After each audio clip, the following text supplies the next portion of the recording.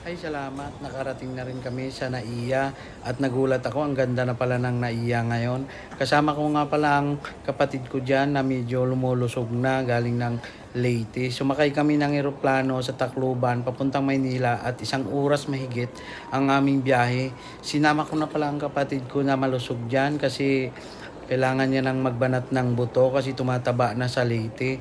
At gusto daw niyang mag-joyride, bibilhan ko siya ng motor.